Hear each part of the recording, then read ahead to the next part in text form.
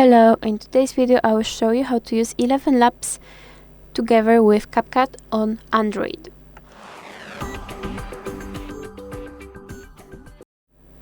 When we open our app, we can go to Text-to-Speech and create a new project.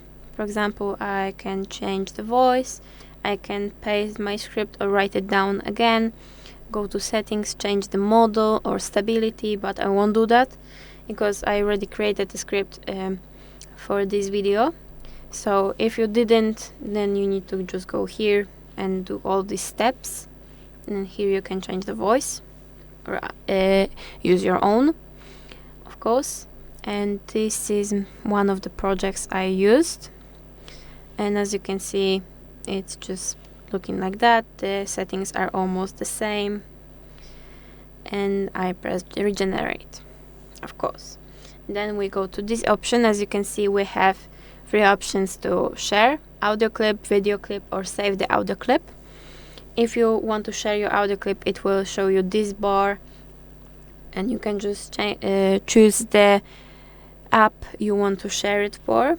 But I recommend saving the audio clip and saving it in downloads, because it will show in your download files, and then you can just go to download files, and if you want to use it, then you will use it, or if you want to delete it, you will just go there and delete it.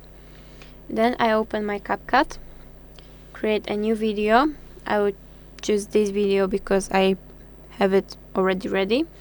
Then I mute the clip because I don't want the sounds from the audio clip, actually video clip, to disturb my audio. And then I go to audio, sounds, and then I go to the file option, device, and then I choose my audio.